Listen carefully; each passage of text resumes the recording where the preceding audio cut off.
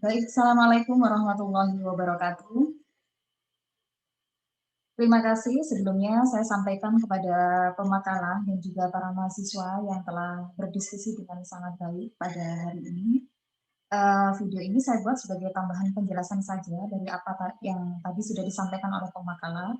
Menurut saya pemaparan dari pemakalah tadi sudah sangat bagus ya, dan juga tadi sudah menanggapi diskusi dengan sangat bagus juga. Namun ada beberapa tambahan, penjelasan dari saya terkait dengan hakikat dari filsafat empirisisme dan juga pemikiran dari tokoh-tokoh. Eee, Baik, saya mulai dari pembahasan saya yang pertama. Jadi, materi kita hari ini berkaitan dengan filsafat empirisisme. Jadi filsafat empirisisme ini merupakan, filsafat yang muncul setelah aliran rasionalisme. Aliran rasionalisme sudah kita bahas pada minggu yang lalu. Jadi, empirisisme ini berbeda dengan rasionalisme. Jika rasionalisme itu lebih mengedepankan akal dalam pencarian pengetahuan, maka kalau empirisisme ini, titik tekannya adalah kepada pengalaman manusia. Pengalaman apa kira-kira? Apakah pengalaman indrawi ataukah pengalaman ruhani? Maka jawabannya itu adalah bisa kedua-duanya gitu ya, itu bergantung dari pemikiran tokoh masing-masing. Nah, kita mulai dari mendefinisikan empirisisme terlebih dahulu. Jadi, empirisisme ini sebenarnya berasal dari bahasa Yunani ya, dari kata empiria. Empiria ini kalau bisa kita bahasa Inggriskan itu sama dengan experience. Experience itu berarti pengalaman ya, dan kemudian isme itu berarti paham atau aliran. Jadi bisa dikatakan bahwasanya empirisisme itu merupakan aliran filsafat modern yang menyatakan bahwa pengetahuan manusia itu didapatkan melalui pengalaman, baik itu pengalaman indrawi maupun rohani. Uh, di sini memang saya katakan indrawi maupun rohani itu memang karena ada beberapa tokoh dari filsafat empirisisme itu yang meyakini bahwasanya pengetahuan manusia itu hanya berasal dari pengalaman indrawi, bukan rohani. Kalau pengalaman rohani itu seolah-olah sama dengan rasionalisme gitu ya. Dan memang ada beberapa tokoh yang memang dia meyakini bahwasanya pengalaman ruhani itu adalah hal yang terpenting dalam mendapatkan pengetahuan. Nah, namun nanti seperti apa selengkapnya nanti akan kita bahas dalam beberapa pemikiran tokoh empirisisme. Nah, sebelum saya masuk ke pemikiran dari beberapa tokoh empirisisme, jadi di awal tadi itu kan sudah saya jelaskan ya berkaitan dengan pengetahuan. Jadi pengetahuan itu dibedakan menjadi dua macam. Yang pertama adalah a priori dan yang kedua adalah a posteriori. A priori ini bahasa sederhananya berarti pengetahuan deduktif. Ya. Sementara a posteriori itu berarti pengetahuan induktif. Nah, bedanya apa sih antara a priori dengan a posteriori itu? Jadi kalau pengetahuan a priori itu berarti pengetahuan yang berasal dari sebuah pernyataan yang tanpa dibuktikan itu orang-orang sudah meyakini bahwasanya pernyataan itu benar. Sebagai contoh, misalkan setiap manusia itu akan mati, itu tanpa dibuktikan pasti itu diyakini kebenarannya. Uh, Tetapi ada jenis pengetahuan yang lain yang itu tidak cukup hanya diberikan sebuah ide, yang tidak cukup hanya diberikan sebuah pernyataan. Karena ide atau pernyataan itu masih membutuhkan pembuktian untuk bisa diyakini kebenarannya. Jadi misalkan sebagai contoh misalkan, kira-kira warna merah itu dicampur dengan warna biru, maka menghasilkan warna ungu misalkan ya. Misalkan saya mengatakan kepada Anda, warna merah itu jika dicampur dengan warna biru akan menghasilkan warna ungu misalkan. Maka bagi Anda yang mungkin tidak pernah mencampur dua warna itu, maka Anda pasti akan merasa tidak yakin. Dan Anda pasti akan merasa yakin ketika Anda sudah mengalaminya sendiri. Mengalami dalam hal ini adalah berarti mengalami dengan melibatkan aktivitas indera kita, yaitu dengan mengamati, gitu ya, dengan melibatkan mata, dan juga beberapa indera-indera yang lainnya. Nah, oleh karena itu, kalau misalkan bisa kita petakan, maka empirisisme itu tergolong dari pengetahuan yang a posteriori. Sementara rasionalisme itu masuk dalam pengetahuan a priori. Nah, tadi sempat saya katakan bahwasanya a priori itu bisa disebut sebagai pengetahuan deduktif. Mengapa demikian? Karena deduktif itu titik pangkalnya adalah dari pemikiran. Jadi dari ide kemudian dikembangkan. Nah, ini berbeda dengan pengetahuan induktif. Kalau pengetahuan induktif itu dimulai dari riset lapangan. Mulai dari mengalami terlebih dahulu, melakukan riset di lapangan terlebih dahulu, baru kemudian kita simpulkan, kita mendapatkan sebuah pernyataan yang itu diyakini kebenaran. Berarti pengetahuan induktif. Jadi syarat utama dari filsafat empirisisme ini sebenarnya adalah pembuktian. Jadi orang-orang empirisisme itu tidak akan meyakini kebenaran dari satu hal itu sebelum dia membuktikannya secara langsung, gitu ya. Jadi benar apa yang dikatakan oleh pemakalah, misalkan ketika kita mengajak bicara orang-orang empirisisme, maka dia tidak akan mudah percaya. Misalkan kita akan mengatakan di rumahmu ada maling, gitu ya. Maka dia tidak akan percaya sebelum dia benar-benar melihat secara langsung bahwa di rumahnya itu ada maling. Kan seperti itu. Nah, jadi dari sini maka kita bisa menyatakan bahwasannya yang menjadi poin penting dari filsafat empirisisme ini adalah menekankan kepada pengalaman manusia, bahwa semua pengetahuan manusia yang ada itu bukanlah dari akal, tetapi yang benar adalah dari pengalaman manusia. Lah, lantas kemudian bagaimana fungsi akal di sini? Maka sebenarnya bagi empirisisme akal itu bersifat pasif, gitu. Dan yang aktif adalah indera manusia atau pengalaman manusia. Karena apa? Karena bagi aliran filsafat empirisisme itu menyatakan bahwasanya pengetahuan itu didapatkan melalui indera manusia. Nah, dari indera manusia itu terus kemudian terekam, gitu ya, data-data hasil penginderaan itu terekam dan kemudian dimasukkan ke dalam akal manusia. Nah, di akal itu yang kemudian pengetahuan manusia itu menjadi diolah. Nah, ini intinya apa? Berarti akal itu menunggu data-data dari pengalaman indrawi ini yang kemudian kita sebut sebagai akal itu bersifat pasif dan indera itu yang bersifat aktif, gitu ya. Jadi maka bisa dikatakan karena mula dari pengetahuan itu adalah dari indera yang kemudian disimpan ke dalam akal, maka bisa dikatakan bahwasanya pengetahuan manusia itu didapatkan bukan dari akal, tetapi dari pengalaman manusia. Nah, tentu pemikiran rasionalisme dan juga empirisisme ini masih merupakan sebuah pemikiran yang kontradiktif, gitu ya. Jadi kalau ditanya mana sih sebenarnya benar pengetahuan manusia itu dari akal apa dari pengalaman, maka jawabannya kita tidak bisa memilih salah satu, gitu ya. Kalau kita hanya memilih salah satu, misalkan kita memilih akal saja, terkadang ada beberapa hal yang kita membutuhkan pembuktian dan kita tidak cukup hanya dengan akal. Terkadang kalau misalkan kita hanya mengandalkan pengalaman saja, terkadang pengalaman itu tidak pasti, gitu ya. Masing-masing orang itu pengalamannya bersifat sangat subjektif sekali. Dan itu terkadang indera manusia juga bersifat terbatas, jadi terkadang pengetahuan yang berasal dari indera itu tidak selamanya dan tidak semuanya benar. Nah, tapi nanti perdebatan antara dua aliran ini itu nanti akan dijawab pada aliran filsafat berikutnya yang disebut dengan filsafat kritisisme. Nanti akan kita bahas di minggu yang akan datang. Nah, baik kita lanjutkan ya. Jadi filsafat empirisisme ini sebenarnya munculnya itu adalah karena merespon dari pemikiran rasionalisme. Jadi mengcounter ya, istilahnya mengcounter dari pemikiran rasionalisme.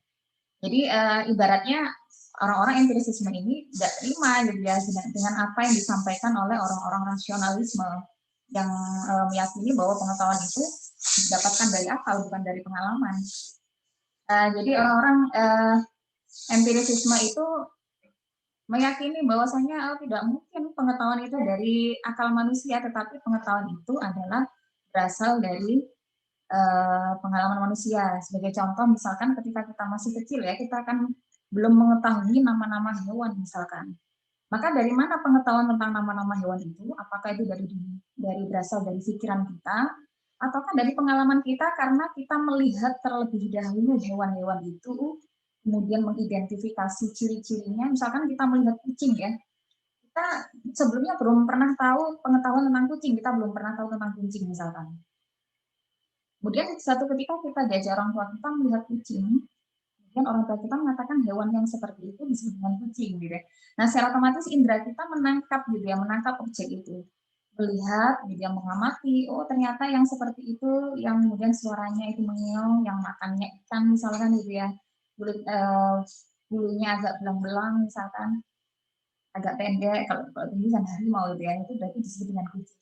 Nah, data penginderaan itu yang kemudian dimasukkan ke dalam akal. Jadi suatu saat ketika ditanya kembali, kita akan memprosesnya dari akal kita gitu ya, ingatan akan pengalaman indera tadi dan bisa menjawab secara langsung. Nah, jadi sebenarnya munculnya empirisisme itu menjawab dari pernyataan yang disampaikan oleh rasionalisme. Bagi empirisisme, pengetahuan akal itu nggak cukup untuk dapat pengetahuan. Jadi perlu dibuktikan secara lebih lanjut dengan menggunakan pengalaman-pengalaman manusia. Nah, ada sebuah jargon yang cukup menarik ya dari aliran empirisisme, Pak.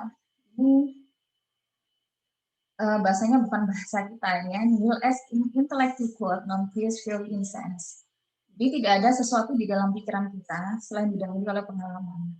Ini artinya apa? Sama seperti yang saya sampaikan di depan tadi, bahwasanya tidak satu pun yang ada di dalam akal kita, pengetahuan yang ada di dalam akal kita itu yang tidak berasal dari pengalaman indrawi. Artinya apa? Memang akal kita itu memuat ribuan bahkan berjuta-juta pengetahuan, tetapi asalnya itu adalah dari pengalaman indrawi gitu ya. Jadi akal kita itu merekam dari apa yang didapatkan dari data-data pengalaman indrawi. Saya lanjutkan.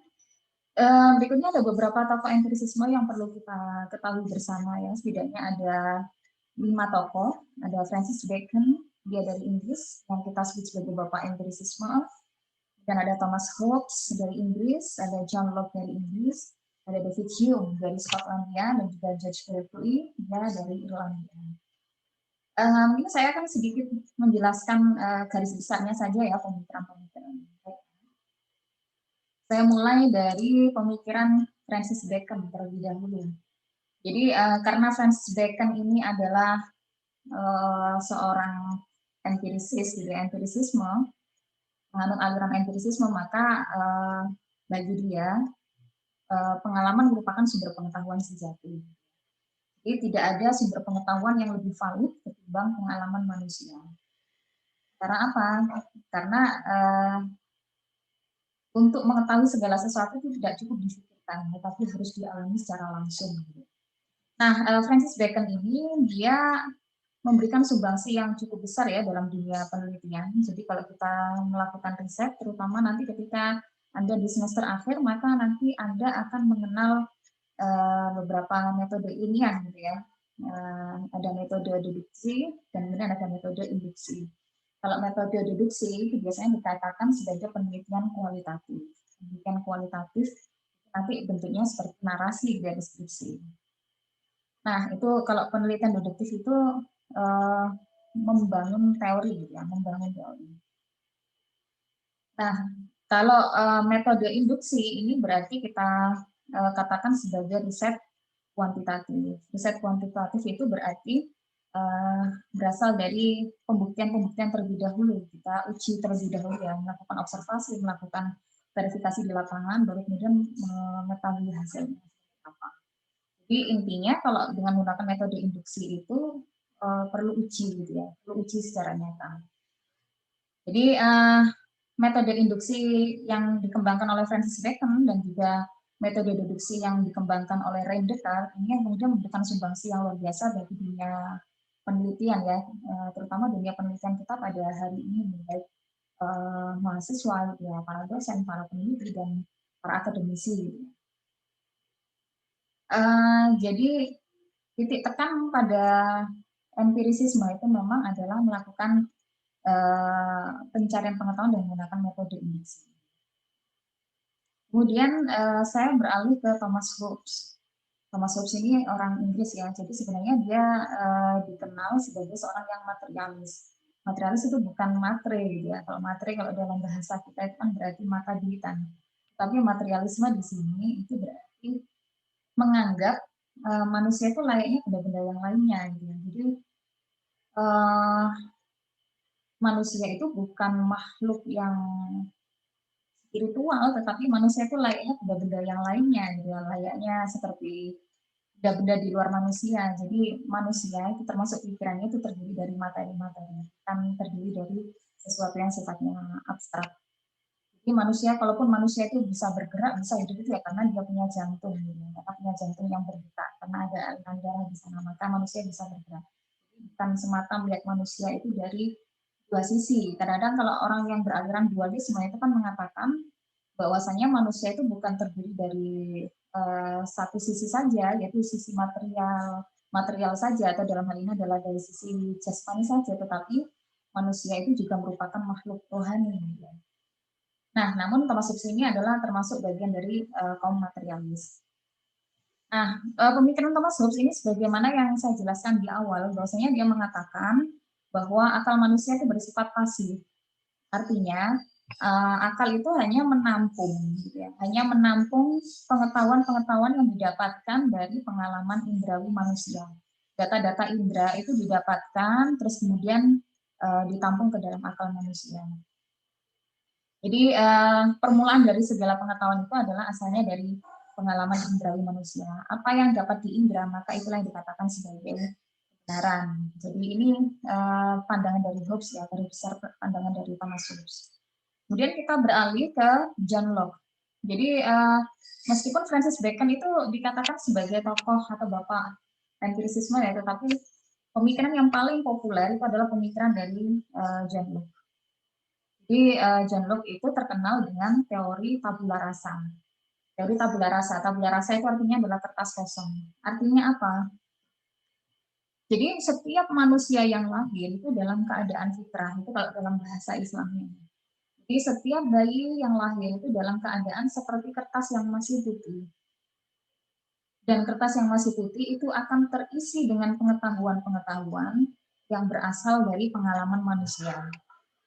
Nah, jadi bisa dikatakan bahwasanya John Locke itu menolak dari apa yang dikatakan oleh René Descartes ya, dan juga Plato, bahwasanya manusia yang lahir itu membawa pengetahuan bawaan. Nah, di sini ditolak oleh John Locke bahwasanya manusia yang lahir itu nggak bawa pengetahuan apa-apa, dia sama sekali kosong gitu ya. Kalau dalam bahasa filsafat pendidikan Islam, jadi kullu mauludin yuladu alal fitrah, setiap bayi yang dilahirkan itu dalam keadaan fitrah. Fitrah di sini itu berarti setiap bayi yang lahir itu dalam keadaan membawa potensi. Tapi potensinya masih nol, tapi yang namanya potensi kan bisa naik, bisa turun gitu ya. Semakin bertambah, kadang semakin turun imannya, gitu. Semakin bertambah, kadang semakin menurun pengetahuannya. Dan pengetahuan-pengetahuan ini kalau bagi John Locke itu adalah berasal dari pengalaman-pengalaman manusia. Semakin banyak pengalaman, maka semakin banyak pengetahuan. Nah, jadi terkait dengan pengetahuan itu John Locke membagi pengetahuan manusia menjadi dua, yaitu pengetahuan lahiriah yang kemudian kita kenal sebagai sense atau external sensation, atau kalau dalam bahasanya Hume itu dikenal sebagai kesan. Dan yang berikutnya adalah pengetahuan batinnya atau internal sense atau reflection atau refleksi ya, yang kalau dalam bahasanya Hume itu disebut sebagai gagasan. Nah, jadi sebenarnya proses mendapatkan pengetahuan itu didapatkan dari perpaduan antara pengetahuan lahiriah dan juga pengetahuan batiniah. Nah, dari perpaduan itu maka kita akan memperoleh pandangan-pandangan yang sederhana. Pandangan yang sederhana itu berarti pandangan yang hanya diterima oleh satu indera manusia saja. Misalnya warna diterima oleh mata, bunyi diterima oleh telinga, gitu. Dan rasa manis dan lain-lain diterima oleh indera pengecap kita ya. Nah, pandangan yang diterima oleh beberapa indera, misalnya saja ruang dan gerak, itu didapatkan melalui beberapa indera, gitu, beberapa indera kita. Nah, pandangan yang dihasilkan oleh refleksi kesadaran manusia, misalkan ingatan. Jadi kalau kita membahas pemikiran tokoh empirisisme yang sebelumnya, itu kan mereka lebih mengedepankan pengalaman indrawi, tetapi kalau John Locke ini lebih mengedepankan pengalaman keduanya, ya, pengalaman lahiriah maupun pengalaman batin, paduan antara keduanya. Kita akan beralih ke David Hume. Jadi David Hume itu seorang filsuf asal Scotland dia mengatakan bahwasanya ya karena memang dia seorang empirisisme ya, pasti akan mengatakan semua pengetahuan manusia itu berasal dari pengalaman indrawi manusia ya, sebagai dasar bukan berasal dari akal manusia. Nah, pengetahuan manusia dibagi menjadi dua, ini hampir sama dengan pemikiran John Locke tadi, cuma beda penyebutan ya. Jadi kalau David Hume mengatakan pengetahuan manusia ada dua, yaitu yang pertama adalah kesan dan yang kedua adalah gagasan. Jadi kesan atau sensasi itu berarti adalah hasil kita mengamati suatu objek dengan mengindra secara langsung. Atau hasil penginderaan kita secara langsung itu yang kita sebut sebagai kesan. Gitu. Hasil kita melihat secara langsung, hasil kita mendengar secara langsung, hasil kita merasakan secara langsung itu disebut dengan kesan. Nah, dari penginderaan ini, maka kemudian hasil penginderaan atau data-data penginderaan itu kemudian kita simpan ke dalam akal kita. Nah, ini yang kemudian kita sebut sebagai gagasan. Gitu. Gagasan itu berarti ingatan akan kesan-kesan. Jadi habis melihat, gitu ya, melihat sesuatu, kemudian ditangkap, masuk ke dalam akal, gitu ya. Ternyata seperti ini, namanya ini masuk ke dalam akal. Habis mendengar sesuatu, gitu ya, data itu masuk ke dalam akal kita, direkam oleh akal.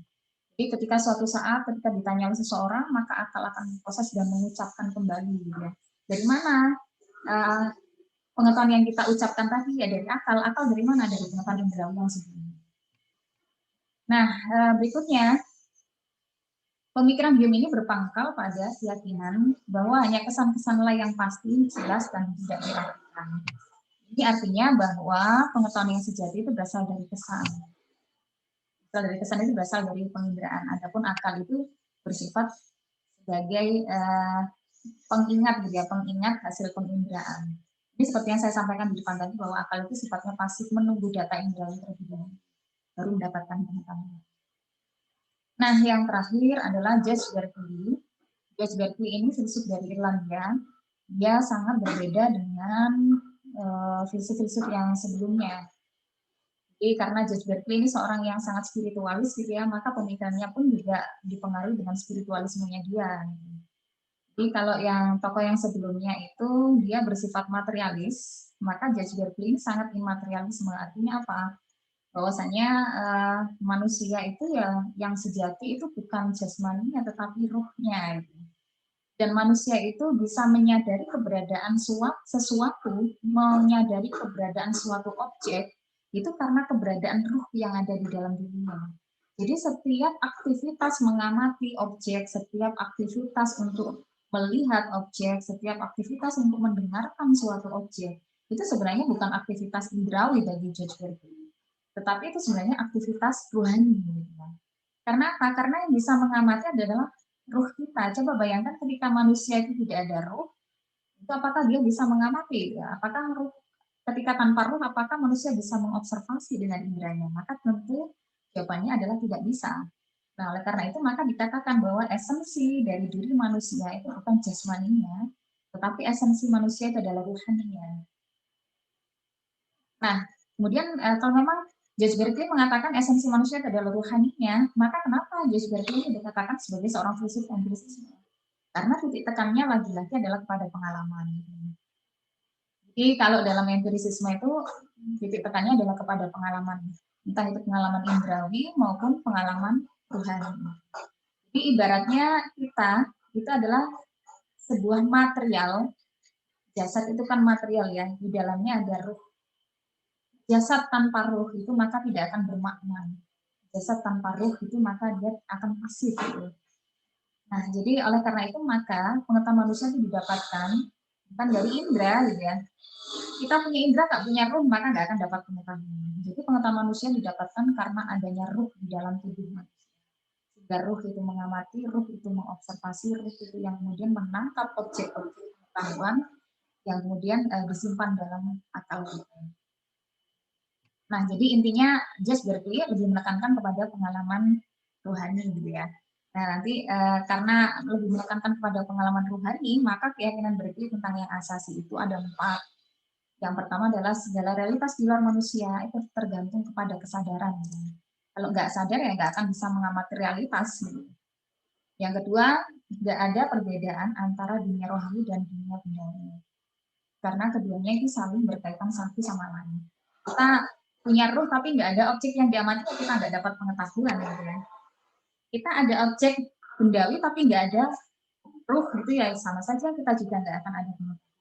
Jadi antara dunia rohani dan dunia bendawi itu tidak nggak boleh dibeda-bedakan. Kemudian yang berikutnya, tiada pembedaan antara gagasan pengalaman batinnya dan gagasan pengalaman lahiriah. Sebab pengamatan adalah identik dengan gagasan ini. Hati. Dan yang keempat, yang paling terakhir adalah nggak ada sesuatu yang berada kecuali roh yang dalam realitasnya yang konkret. Jadi realitas yang sejati adalah rohnya manusia.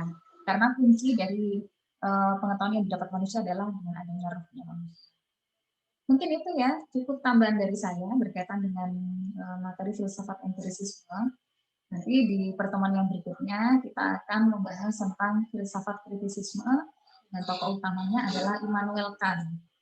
Nah, Immanuel Kant ini akan berusaha melakukan sintesa. Sintesa itu berarti penggabungan antara pemikiran rasionalisme dan juga empirisisme.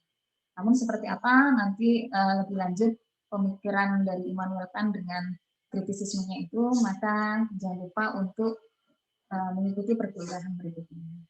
Terima kasih. Assalamualaikum warahmatullahi wabarakatuh.